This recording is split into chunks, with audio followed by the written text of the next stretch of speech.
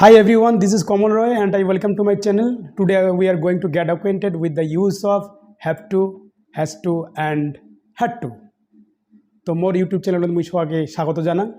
তো আজি যে তিনটা শব্দের ব্যবহার নিয়ে আমরা আলোচনা করিম সেটা হচ্ছে হ্যাভ টু, হ্যাজ টু আর হচ্ছে হ্যাড টু। কোন কোন ক্ষেত্রত আমরা হ্যাভ টু, হ্যাজ টু আর হ্যাড টু ব্যবহার করি। তো এই বিষয়গুলো নিয়ে আমি খুব সংক্ষিপ্তভাবে পুঙ্খানুপুঙ্খ আলোচনা করি। তোমরা প্রথম থেকে শুরু করি শেষ পর্যন্ত ভিডিওটা দেখিবেন, তাহলে হ্যাভ টু, হ্যাজ টু আর হ্যাড টু এর ব্যবহার সম্পর্কে তোমরা একটা পরিষ্কার ধারণা পাওয়া যাবেন। তো প্রথম যে দুইটা শব্দ হ্যাভ টু এবং হ্যাজ টু আমরা কোন কোন সব ক্ষেত্রত ব্যবহার করি। অনেক ক্ষেত্র থাকে যেই ক্ষেত্র যেমন আমরা কই না যে মোক বাজার যাওয়া খাবে, মোক অফিস যাওয়া খাবে, মোক ভাত আন্দা খাবে, রামক গাড়ি ধোয়া খাবে বা নাগিবে। এই যে খাবে বা নাগিবে অর্থাৎ মোক যাওয়া খাবে বা যাওয়া নাগিবে, তাহলে এই যে খাবে বা নাগিবে অর্থে আমরা হ্যাভ টু বা হ্যাজ টু ব্যবহার করি। আর বাংলায় যদি কম, যেমন আমরা কই না আমাকে বাজার যেতে হবে, আমাকে রান্না করতে হবে, রামকে বই পড়তে হবে। এই যে পড়তে হবে, খেতে হবে, যেতে হবে, এই ক্ষেত্রে আমরা কিন্তু হ্যাভ টু আর হ্যাজ টু ব্যবহার করিব। তাহলে হ্যাভ টু এবং হ্যাজ টু ব্যবহারের ক্ষেত্রত সেন্টেন্সের যে গঠনটা আছে সেটা কি, সেটা একবার জানি নাই। Subject plus have to or has to plus ভার্বের বেস ফর্ম অর্থাৎ main verb plus object. Subject plus have to or has to plus main verb or ভার্বের বেস ফর্ম প্লাস অবজেক্ট। এই গঠন অনুযায়ী আমরা হ্যাভ টু আর has to ব্যবহার করিব।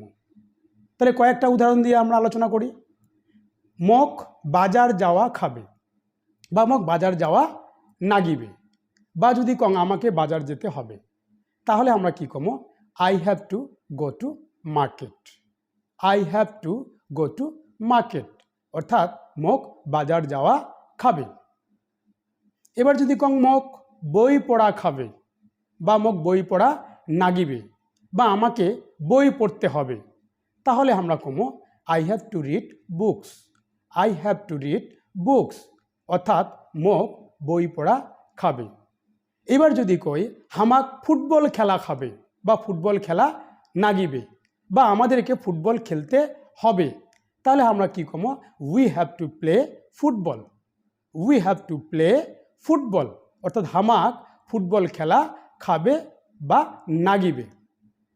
এবার যদি কই রামক অফিস যাওয়া খাবে, তাহলে এবার রামের ক্ষেত্রে আমরা কিন্তু হ্যাভ টু না বসে হ্যাজ টু বসাবো। কেন? কারণ থার্ড পারসন সিঙ্গুলার নাম্বার যদি হয় অর্থাৎ হি, শি, ইট, রাম, ইয়ার ক্ষেত্রত আমরা সবসময় হ্যাজ টু বসাবো। তাহলে রামক অফিস যাওয়া খাবে, তাহলে কি হবে Ram has to go to office. Ram has to go to office অর্থাৎ রামক অফিস যাওয়া খাবে। এবার যদি কই ওয়াক গাড়ি ধোয়া খাবে, ওয়াক গাড়ি ধোয়া খাবে, he has to wash cars. He has to wash cars অর্থাৎ ওয়াক গাড়ি ধোয়া খাবে। এবার যদি কই যে উমাক এঠে আইসা খাবে বা এঠে আইসা নাগিবে, তাহলে আমরা কমো they have to come here. They have to come here উমাক এঠে আইসা খাবে। তাহলে এমন করিয়া আমরা হ্যাভ টু আর হ্যাজ টু ব্যবহার করিম প্রেজেন্ট টেন্সের ক্ষেত্র। তো ব্যবহারের ক্ষেত্রে খালি একটা জিনিস আমরা সবসময় মনত থুমো, সেটা হচ্ছে থার্ড পারসন সিঙ্গুলার নাম্বার যদি হয় অর্থাৎ হি, শি, ইট, রাম, ইয়ার ক্ষেত্রত আমরা সবসময় হ্যাজ টু বসামো আর বাকি তামান ক্ষেত্রত আমরা হ্যাভ টু বসামো। তাহলে যাই হোক এমন করিয়া তোমরা হ্যাভ টু আর হ্যাজ টু এর ব্যবহারটা করিবেন। তো এবার আমরা এর পরের যে শব্দ সেটা হচ্ছে হ্যাড টু। হ্যাড টু এর ব্যবহার নিয়ে আলোচনা করিব। হ্যাড টু হইল হ্যাভ টু আর হ্যাজ টু এর পাস্ট ফর্ম। তাহলে এই হ্যাড টু আমরা কোন কোন ক্ষেত্রত ব্যবহার করি। অতীতকালে কোনো কাজ করা হয়তো জরুরি ছিল, সেই ক্ষেত্রে আমরা কিন্তু হ্যাড টু ব্যবহার করি। যেমন যে মোক বাজার যাওয়া খাইছিল বা বাজার যাওয়া নাগিছিল। অনেক সময় হয় না, হয়তো হয়তো বিতা কালিকা কোনো একটা আমার প্রয়োজন ছিল, হয়তো বন্ধুর সঙ্গে দেখা করার কথা ছিল, তো হয়তো কোনো কারণে আমি ওই দিন যাওয়ার পাং নাই। তো এবার যদি মোর বন্ধু মোক জিজ্ঞেস করে যে কিরে গতকালকে তো তুই আসির কথা, তুই তো আসিল না, অনেকক্ষণ ধরি তোর জন্য মুই ওয়েট করলুম। এইবার মুই কি করলুম যে না রে, আসলে তুই জানিস না, মুই তো যাওয়ার জন্য প্রস্তুতি ছিলুম, তো হঠাৎ বাড়িতে গেলে শাখাই আসিল, তো বাড়ির খরচপাতিও নাই, ওই খরচপাতি আনিবার জন্য মোক বাজার যাওয়া খাইছিল, যার জন্য মুই তোর ওঠে যাবার পাং নাই। তাহলে এই যে ওয়াই কইল যে মোক বাজার যাওয়া খাইছিল বা বাজার যাওয়া নাগিছিল, সেই অর্থে আমরা হ্যাড টু ব্যবহার করিব। তাহলে ওই কি করবে, I had to go to market, I had to go to market. ঠিক এমন করিয়া যদি কই যে মোক ভাত আন্দা খাইছিল বা নাগিছিল বা আমাকে ভাত রান্না করতে হয়েছিল, তাহলে আমরা কি কমো, I had to cook rice, I had to cook rice, অর্থাৎ মোক ভাত আন্দা খাইছিল। এবার যদি কই যে তো অফিস যাওয়া খাইছিল বা অফিস যাওয়া নাগিছিল, তাহলে আমরা কি কমো, you had to go to office, you had to go to office, অর্থাৎ তো অফিস যাওয়া খাইছিল। এবার যদি কই যে রামক তাড়াতাড়ি উঠা খাইছিল, হয়তো রাম সবসময় ঘুমাইতে অভ্যস্ত, বেশি বেশি ঘুমায়, বেশি বেশি নিন যায়, কিন্তু কোনো কারণে গতকালকে একটা জরুরি কাজ ছিল, স্বাভাবিক কারণে রাম খুব সকালে উঠেছিল। তাহলে সেক্ষেত্রে এবার আমরা যদি সেই কথাটা কই যে রামক খুব সকালে উঠা খাইছিল, ওই জরুরি কাজটার টানে, তাহলে এই যে রামও খুব সকালে উঠা খাইছিল বা নাগিছিল, তাহলে আমরা কি করবো, Ram had to get up early, Ram had to get up early, অর্থাৎ রামক সকালে উঠা খাইছিল বা তাড়াতাড়ি উঠা খাইছিল। তাহলে এইভাবে আমরা খাইছিল বা নাগিছিল অর্থে, আর বাংলায় যদি কই যেতে হয়েছিল, খেতে হয়েছিল, বসতে হয়েছিল, এই অর্থে আমরা হ্যাড টু ব্যবহার করব।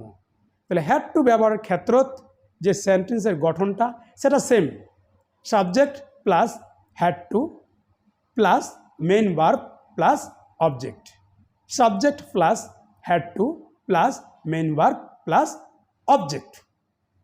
শুধু একটা জিনিস খেয়াল রাখা হবে, হ্যাভ টু এবং হ্যাজ টু যেমন দুইটা আলাদা আলাদা ক্ষেত্র, থার্ড পারসন সিঙ্গুলার নাম্বার হলে আমরা হ্যাজ টু ব্যবহার করি প্রেজেন্ট টেন্সের ক্ষেত্রত, আর থার্ড পারসন সিঙ্গুলার নাম্বার বাদ দিয়া তামান ক্ষেত্রত আমরা কিন্তু হ্যাভ টু ব্যবহার করি প্রেজেন্ট টেন্সের ক্ষেত্রত।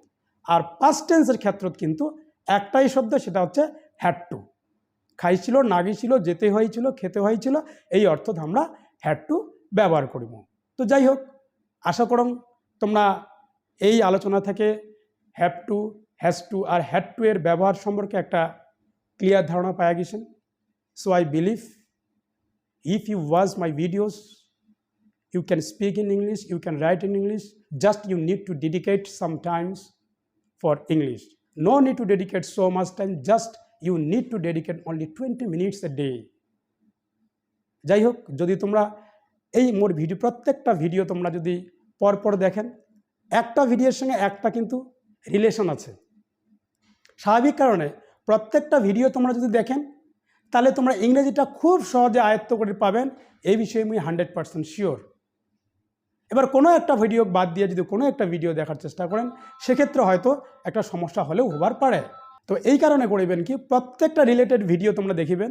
যেমন এই যে হ্যাভ টু, হ্যাজ টু আর হ্যাড টু এর ব্যবহার নিয়ে আমি আজ আলোচনা করলাম, তার আগতে বিগিনার লেভেলে অর্থাৎ দুইটা ছাওয়াক নিয়ে, যেমন হ্যাভ হ্যাজ আছে অর্থে আমরা ব্যবহার করেছি, আবার হ্যাড ছিল অর্থে। তাহলে এই ভিডিওটাও তোমরা দেখে নেবেন, এবং এই ভিডিওটা দেখার পর যখন তোমরা এই ভিডিও দেখিবেন, তাহলে হ্যাভ, হ্যাজ, হ্যাডের যে মেন দুইটা ব্যবহার, সেই ব্যবহার সম্পর্কে তোমরা পরিষ্কার ধারণা পাওয়া যাবেন। So don't delay today, keep watching my video, and I think that you will get the good idea about the use of have to, has to and had to, and you will be able to speak in English, you will be able to write it in English. No more today. Bye.